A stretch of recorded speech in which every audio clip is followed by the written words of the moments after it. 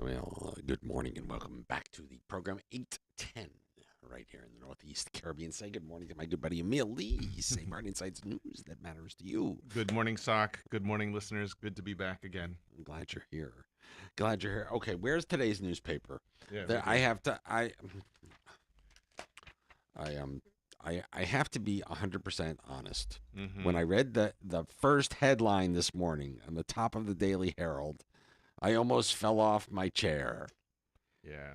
Government needs at least 250 million, they're talking guilders, cash injection to run the country properly. Okay, now what do we 12 square miles? The Dutch side, give or take? Something like that. That's 140 million dollars more that we need. I got a really good idea. I have a really good idea. Let's, especially since didn't we just see something the other day that the number of private accommodations now outnumber the number of hotel rooms. Didn't we just Mm-hmm. see that? Mm-hmm. Mm-hmm. And don't we also know? Maybe I'm wrong. Call me stupid. Um, and don't we also know that a whole bunch of those Airbnb privately held vacation rentals are not paying their room tax? So why don't we go after that before we try and figure out? Before we do anything else, I don't want to say the word, before we do anything else that just doesn't make sense. Like levy a new tax on our tourists. Talk about Yeah. dumb. Indeed. So first of all, yesterday was the first Council of Ministers press briefing in like a month. They've been skipping meetings. So yesterday was Justice, VSA, and Tiat. The ministers were there. Mm-hmm. And indeed, I left yesterday's press conference sort of shaking my head and feeling a bit down, to be quite candid. Indeed, the I totally agree with what you're saying, and actually, the question about the Airbnbs is something that I brought up when I was is one of my questions there. But the sort of fundamental thing, and I was having a conversation with my son about this, right? As soon as you say government's underfunded, every ministry doesn't have enough budget, we can't do the things we need to do, right? Once that becomes, once that lives its own life, right? That becomes an excuse for everything. Anything that isn't functioning, all of a sudden it's, nope, I don't have enough budget. That's the best we can do, right? That for me is sort of the um, scariest part of the conversation. So, for example, and you know this, I've been talking about, you know, and I think, to be candid, I think the Minister of Justice is doing a good job. I think she's been really working hard. And she spoke about from when she came into office that we need St. Martin to be a lawful society, that people feel safe in the community, right? And a zero tolerance approach. Mm-hmm. And if you look at the streets, and I keep on seeing it, again, the scooters without helmets, without license plates, cars all blacked out, no license plates. Friend, I told you he got hit by a car. No, the car has no insurance. All this total non-compliance. So I asked her. I said, "Okay, how are you doing? How would you self-assess your performance with on this zero tolerance and creating a safe society?" And bottom line, basically, the answer was, we're doing the best we can for Mm-hmm. the budget that we have. And I said, so again, that's what I mean. It begins this whole slippery slope of accepting things that aren't good enough, right? And then she said, we're focusing on getting, guns and drugs off the street. And I countered and I said, look, I don't understand this, because in all the releases that you were sending out before with the road controls, every release had something about, we stopped somebody with guns in their car. We guys with the ski masks, quantities of drugs that were clear they were planning to distribute. I mean, so that basic police work, translates into, leads for more serious investigations and just makes our streets safer. So, um, what really concerned me was this feeling that there's not enough money, so it's okay. Everything can slide. That for me was the sort of Uh, real well, I want to take it a step. worrisome step. I want to take it a step further. Why is there not enough money? Right? Because what are we spending? Listen, we have how many? How about 530 million, 540 million guilders a year is our budget? What is that? 230, So the 250 budget million? last year was 580, Okay, and so we and spent. now it's five. I guess they've had to adjust it to 530. So what is that? About 240 million bucks for 12 square miles? Come on, guys. Come Well, on. and so as a business, and let's face it, government needs to operate as a business. You have income, you have expenses, right? The first thing you should do if you don't have the revenues is look at your services and see what's not essential. Like if you need to go into sort of let's call it a crisis mode, or Mhm. that's what you need to do. And so like for example, justice. Um, you know, for example, this friend that was hit by a woman with no insurance. I'm like, why didn't they impound the car? Oh, we don't have space to impound the car. So what do? You just leave the vehicle back out on the street to Yeah, do more damage. So it's I left super frustrated yesterday. Super frustrated. So indeed, well, if this is your financial situation, like you or I, if this was the state of our business, I wouldn't be flying business class anymore, right? So the first thing they should do is maybe put a restriction on travel. If you can't show a dollar value that you bring back to the island that you're either saving or making for the island, don't go. And uh, if you have to go, fly economy because we're in a financial pinch, right? Indeed, I brought up about the Airbnb. They estimated something like 13 million guilders a year.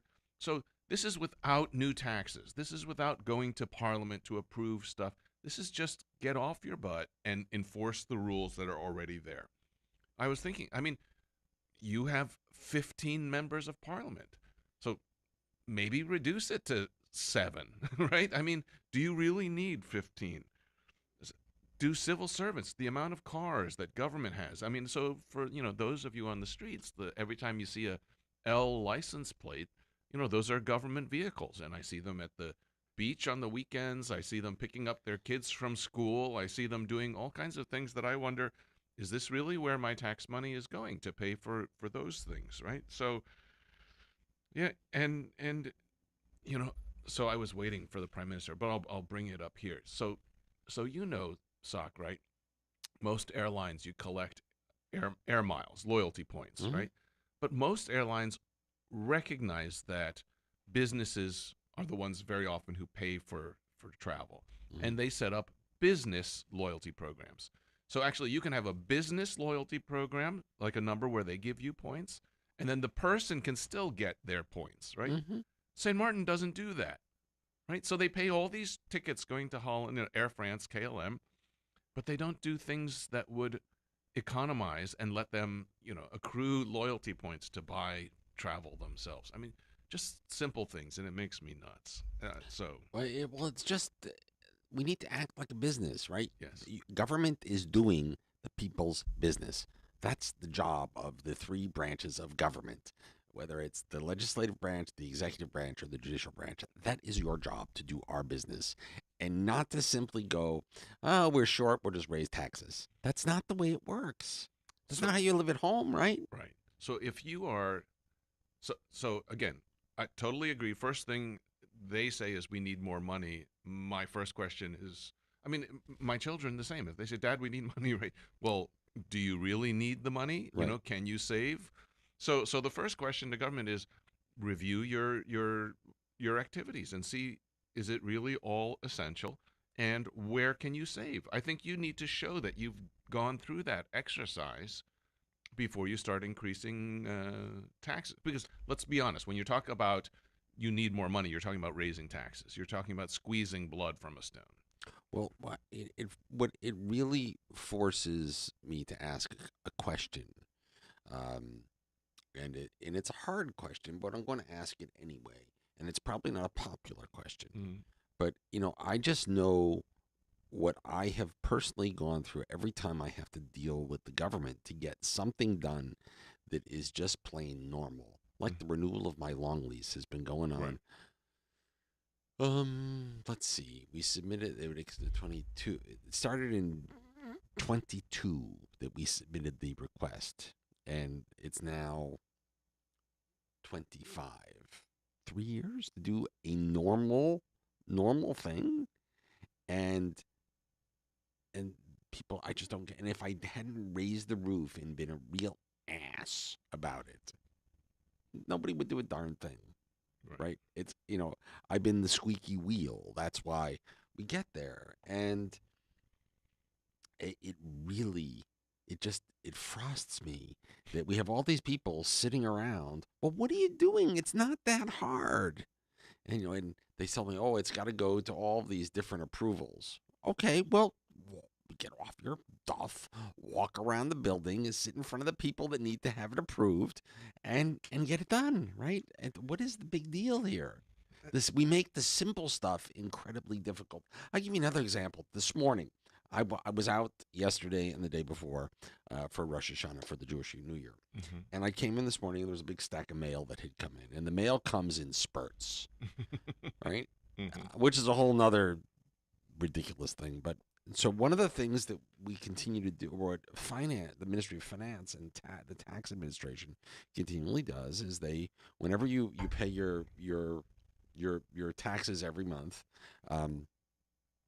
that you get an invoice back, or you get a receipt back, right? And they send those local mail.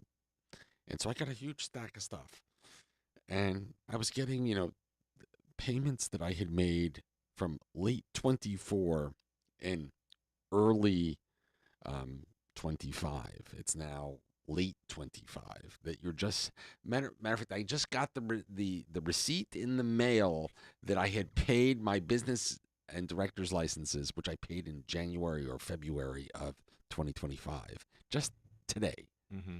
And meanwhile, the license are already I picked the license up, or Lorraine picked the accountant picked the license up for me a month ago because they were just ready. So first of all, why are we still sending this stuff by mail? Number one. Number two, if you stop sending it by mail, that will reduce the cost of postage expense, although it's not a lot to send something by mail. But certainly, if you sent them electronically, things would be way more efficient.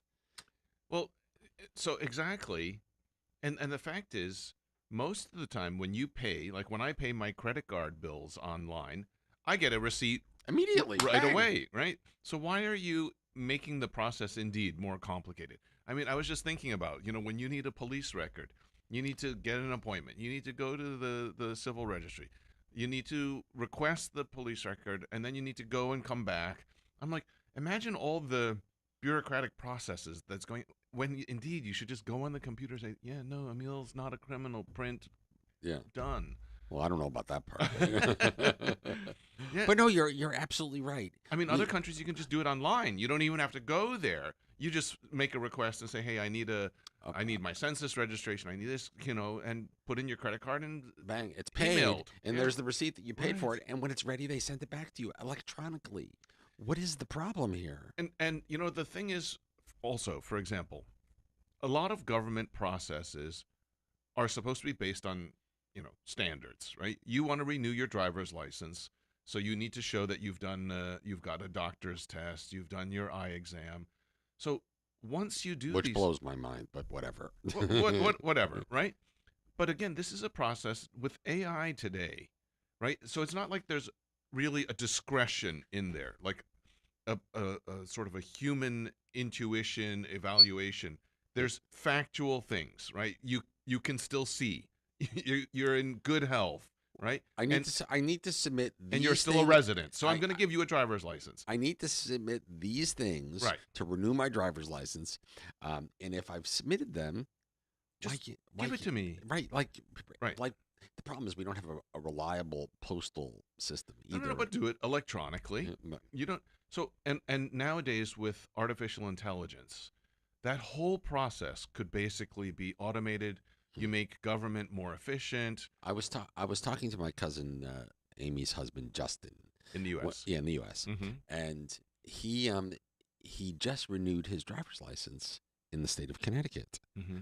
And you can't do everyone by mail, but you can do like every other one by mail, and they now do 10-year licenses. Right. So he just renewed his license. He did it by mail. It's good for 10 years. The next one, he has to actually show up because they want to make sure that You didn't yeah, falsify some right. information, They, right? they want to see you every other time. Okay. And then it showed up like he did it all online. They had his picture on file because it's all digital from before. Yeah. This is one of the reasons they will let you do every other, right? So after 10 years, you look a little different. And then about a week later, in U.S. mail, in the mailbox at their home, showed up his new driver's license. Right. Why? It's not that difficult. So, given the statement yesterday that government is underfunded, can't perform the functions that they need to because they're underfunded, and need a dramatic increase in revenues, I think government, the first thing they need to do is take a hard look at how can they be more efficient, how can they collect money that's out on the street, and how can they, Cut costs. cut costs. Yes. I mean, why is the government the largest employer? That blows my mind. In a teeny little island community, and I'm hesitant to use the word country, right? Because we're really a small town. So it's so funny when I went in as a minister in the government building, you have so every government employee has a badge, and then you have to open the door. You need to go through the security, and you use your badge to key in, and you use that same badge to key out. And I was like, well, geez, that's basically a punch clock right now. So can I not know the employees for the ministry, what time they come in, what time they go for lunch, what time they come back? And, you would have an idea of how many hours per month people are actually at work. Oh, no, no, no, no. We don't do that. Why? I don't know. Why? I don't know. Really. That's what I'm saying. These are the hard. So for whatever reason they had, you now have a justification to say, look, we need money. We need to understand what's happening. So the other thing, for example, when I was a minister, all the vehicles in government fall under the prime minister's office, like property, real estate, for some reason that falls under the prime minister. It's just the way that it's done.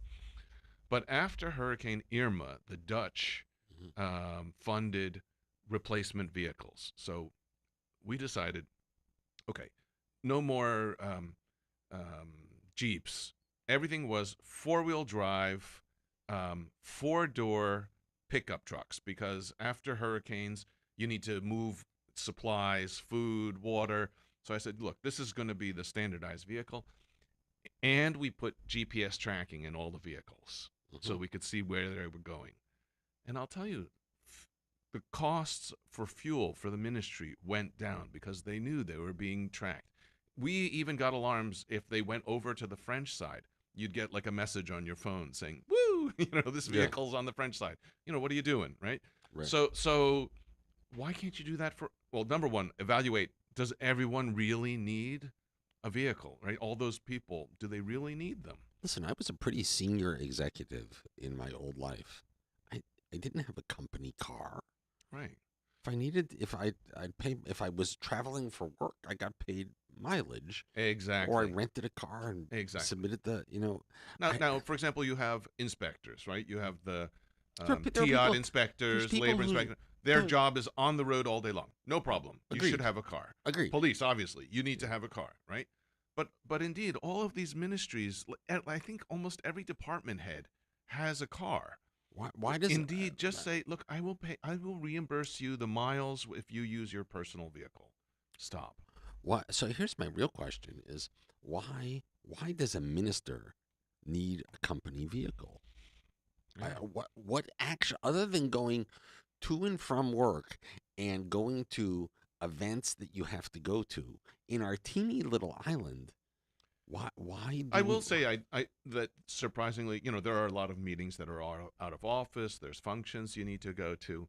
But for example, what I had suggested at the time was, okay, let the ministers have their car, and every 2 years cycle it down into the ministry, right? so that's the way that the ministry would get vehicles, is basically cycle through, so that the vehicles. In other words, the ministers of that ministry's old vehicle would be then used Right, by after someone. 2 years or something, Yeah. 2-3 years, the vehicles are still good, Right. but you're not buying new vehicles for the ministry. I think it's reasonable that the minister has a car because of the amount of things that they're doing. I would agree. I don't think they need a driver. To be honest, the prime minister, I would tend to agree, needs to have a car, Mhm. right? Mm-hmm. Because of the prime minister's position Mm-hmm. and effectively the leader of government. I'm struggling with why every other minister needs a car. I'm struggling why. Well, certainly if the decision is they don't, then nobody in the ministry, except for the inspectors, Right, really need one, right? and the people that are whose job is to be on the road. Exactly. Um, I might even go so far as to say, I'll give you every minister can have a car, right? Mm-hmm. And I'm not happy about it, but and the only other cars are people whose jobs are on the road, and that's it. Right. That's And it. otherwise, we reimburse you based on your miles. Keep a log, just like private sector does it. Keep a log, and we craziness. reimburse you for the miles. Let me do this, Emil. It is 8:32. Let me take a quick commercial break. We'll come back, talk about some other stuff. Talk about something happy, maybe. No. Yesterday there were no happy discussions. Darn. Darn. Here's everything that's happened tonight. Here's your Amstel Bright Entertainment Calendar, brought to you by Amstel Bright Island 92 and Z 105.1 FM. And good morning to everybody at Diffco.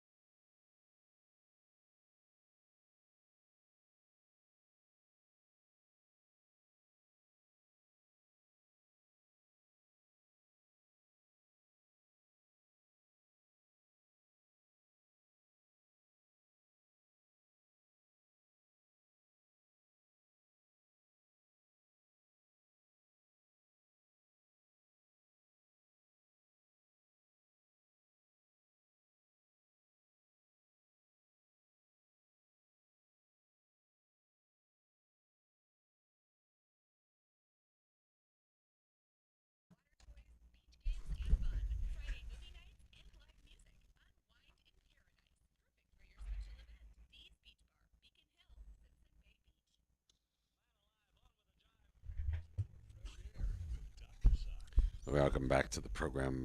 My buddy Emil Lee is in. St. Marteen Insights news that matters to you. So nothing happy happened yesterday, No, I wouldn't say yesterday huh? was a happy day. No. What else? I'm afraid that. So we need another 140 million US to run the government, according to our And Minister of and Tiat. Which I'm and I was sorry, thinking that's about it.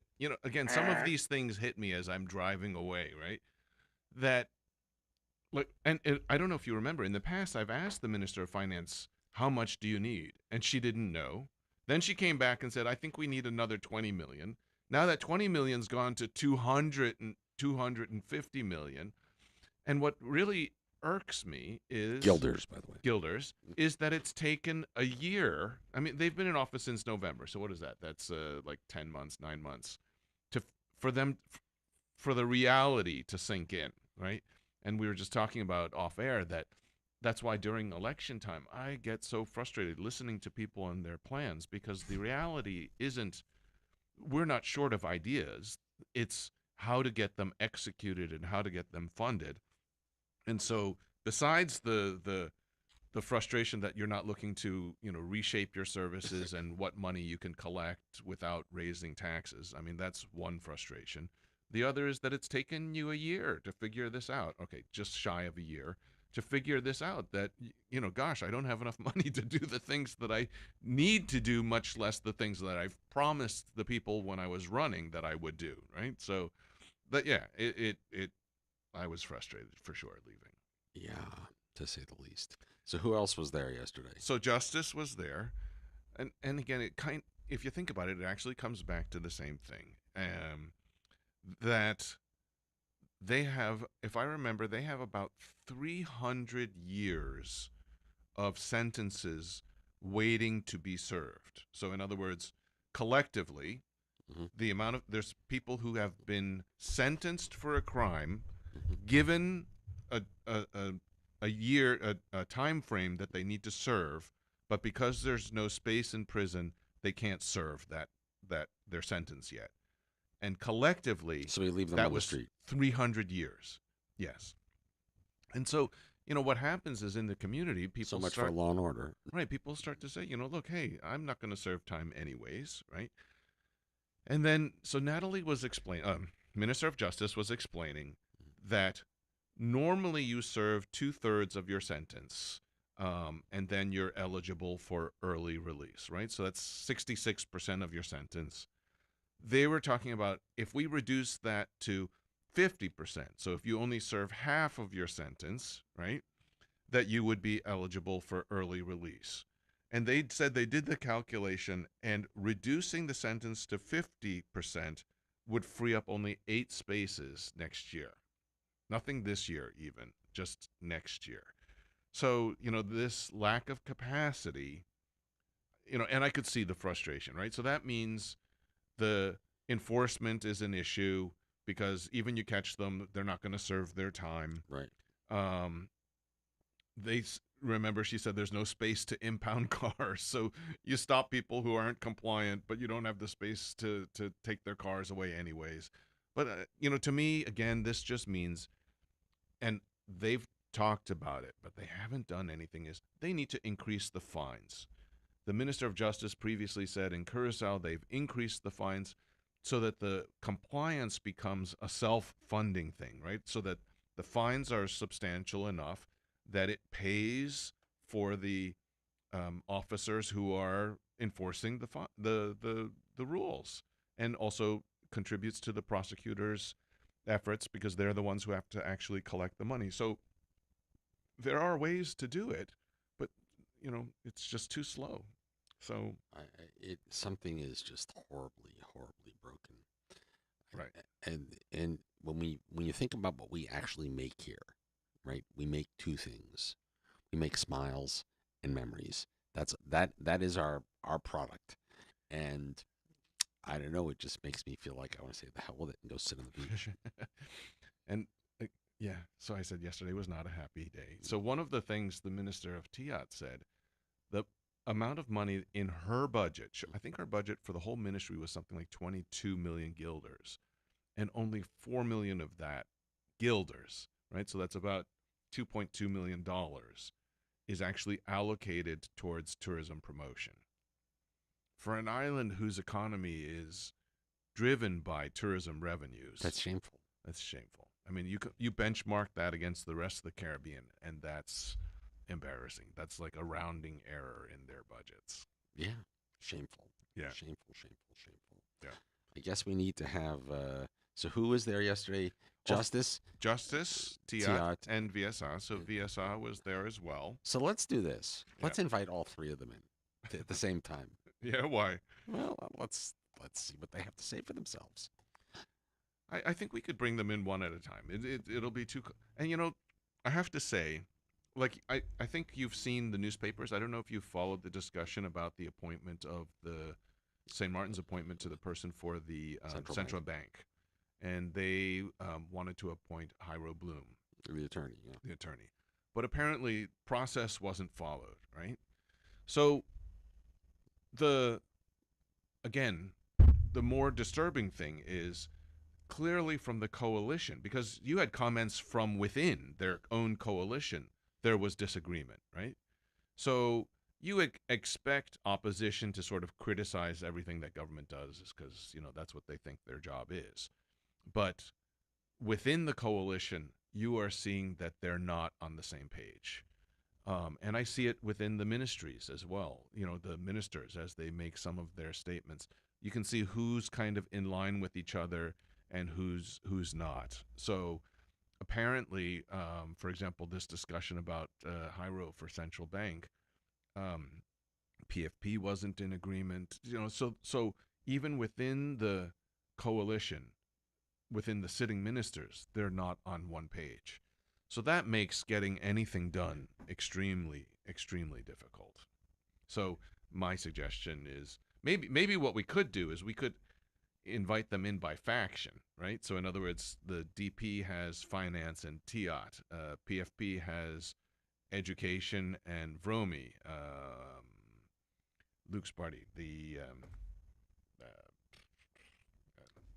forgot the name of his party.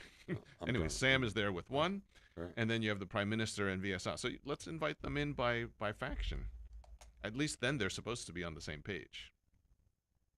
One would hope. URSM, that's their party, I forgot. One would help. Yeah. One would hope. Ugh, well, we can do that. Let's try and tee that up. And actually, you know, where are we? We're September 25th. If I remember, budget 2026 is supposed to be coming out soon, right? You're supposed to have your budget for next year already. They're talking about doing the amendment for 2025. So again, they're just behind. Never, ever a dull And- moment. And to add to that, so VSA was yesterday talking about the SARE, the Socioeconomic Council, which is a council made up of unions, business, and government, finally have given their advice on the general health insurance, which, to be honest, is very concerning to me. Because what I've heard, the changes that have been made are not going to be financially sustainable. It's only going to make things worse. So, you know, when I've spoken to other islands who have already put their general health insurance in place, the one advice they've always given, unanimously, they said, if you leave with just one thing as a takeaway, make sure that the package for the general health insurance is as basic as possible. So whatever you can politically stomach, make it as painfully basic as possible. Because the reality is, once you have a package in place, there's no politician in the world that's going to take things away in the future, right? So make it as painfully basic as possible. Get your finances in order. Once you see that things are okay, you can always add things to the package. But your fiscal discipline needs to be there from the beginning. If you put too many things in the package, it'll become unaffordable, unsustainable, and you will just, destroy the system. So actually, I brought that up yesterday, and the minister's like, yeah, you know what? I have the same concern. It's something we're going to take a look at. And then I don't know, how do you answer that?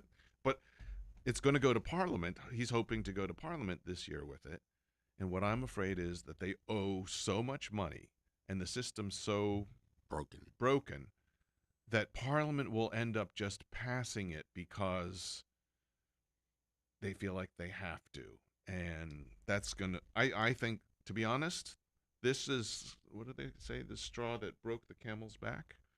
I'm afraid that this can turn into that. What a mess. I mean, every country, U.S., everywhere, Yeah. healthcare costs are Astronomical and skyrocketing. right. So And I, it shouldn't be this. It shouldn't be this. We should have never allowed it to get this bad. and fact is, I mean, you know it from private insurance, right? It's very normal to have some sort of own risk, to have some sort of co-payment. You know, these are ways that private insurance, and this is a worldwide thing, right? It isn't just one company. It is standard. And there's a reason that they do that, is to sort of have ensure that the customer has some skin in the game and doesn't have an, if everything was free, you would just overconsume, right? You would, well, it doesn't cost me to go to the doctor. What, and maybe the copayment is $10, $20, right? But just to ensure that you're not going to just abuse, that's a strategy that private insurances have adopted worldwide, regardless of what type of government you have, right? It's just logical. And if they don't consider something like that here, again, they won't be able to introduce it in the future.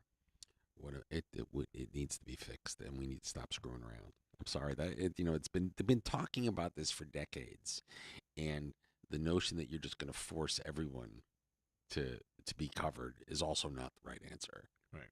Um, and these are going to be hard and unpopular discussions and decisions, because you need to be financially disciplined. You need to be strict. But that's their job.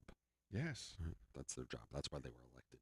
Yeah. Emil, always a pleasure, sir. Sure. We'll sure. look forward Sorry to it wasn't a happier, session, but, it is the reality. And in the end, I don't think the people should support something that's going to mean ultimately a 20% increase on taxes when government isn't being efficient and looking at ways to economize. I couldn't agree with you more. Yep. And St. Marteen Insights, news that matters to you, our good friend Emil Lee. Hey, here's something happy. Our good friends at General Auto, listen to this. Their early Black Friday sales are an unbeatable deal. Buy 3 tires, get 1 free, plus a free set of wiper blades. How cool is that? And you know what? My truck tires are bald, so I think I'm going to end up going over there after the show. Right on Well Road. That's the road right that runs the,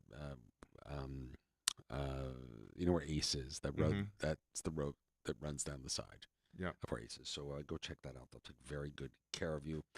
General Auto early Black Friday sale. 3 tires, get 1 free, plus free wiper blades. They've got almost 40 different sizes of tires in stock. Our good friends at General Auto. It is 8:49 as we work our way through the morning together.